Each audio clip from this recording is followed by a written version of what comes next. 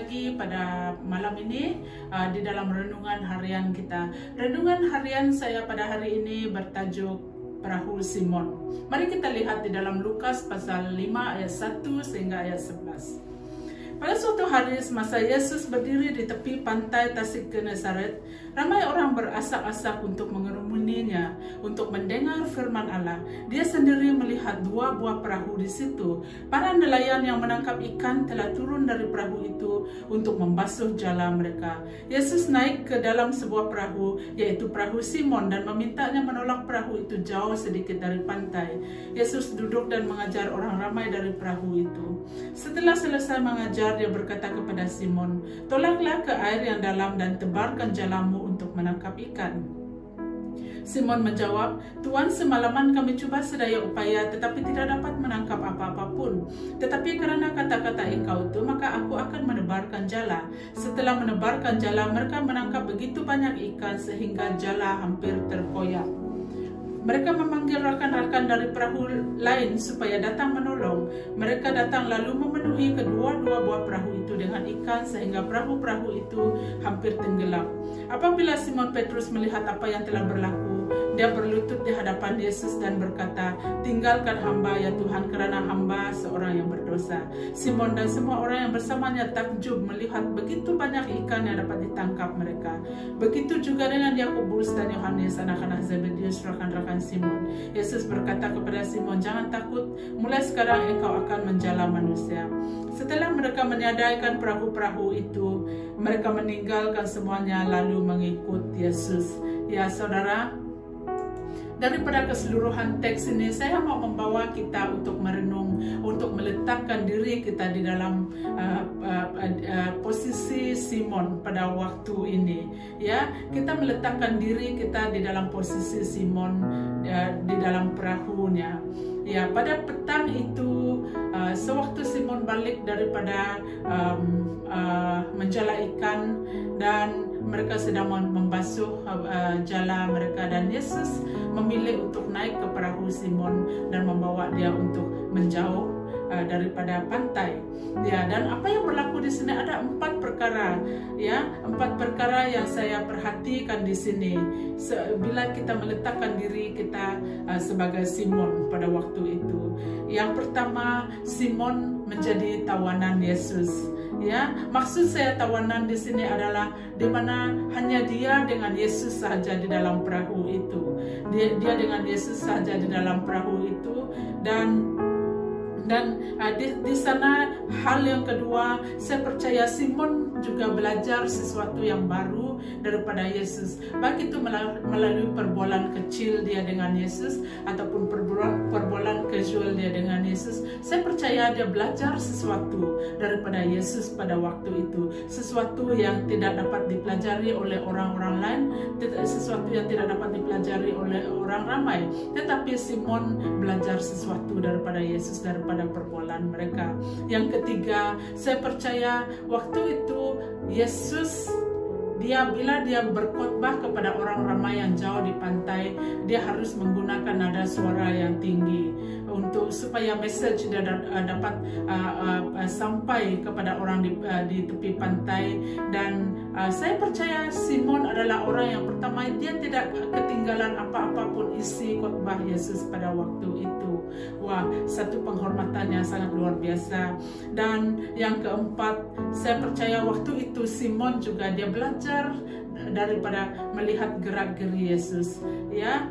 Dan saya percaya seperti kata pepatah yang mengatakan action speaks louder than words. Dan saya percaya dari sana Simon belajar sesuatu daripada gerak-geri Yesus ataupun tindakan Yesus di dalam waktu yang singkat di dalam perahu pada waktu itu. Dan apa yang berlaku selepas itu, saudara? Apa yang berlaku selepas bila Yesus habis berkhotbah, dia katakan kepada Simon, "Bawa perahu pergi ke tempat yang lebih dalam dan tebarkan jalamu di sana." Dan Simon hanya menurut. Dan apa yang berlaku? Simon mendapat satu tangkapan ikan yang sangat banyak.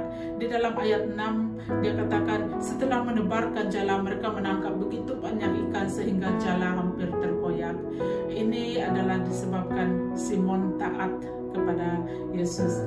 Dan yang kedua, setelah itu Simon diberi kepercayaan yang lebih besar oleh Yesus. Di dalam ayat 10 dia katakan, begitu juga dengan Yakobus dan Yohanes, anak-anak Zebedius, rekan-rekan Simon. Yesus berkata kepada Simon, jangan takut, mulai sekarang engkau akan menjala manusia. Wah, menjadi pengikut Yesus, menjadi murid Yesus pada waktu itu adalah satu kehormatan yang sangat besar.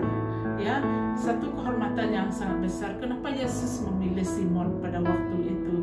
Ini adalah satu penghormatan yang sangat besar, saudara. Bagaimana dengan kita pada hari ini?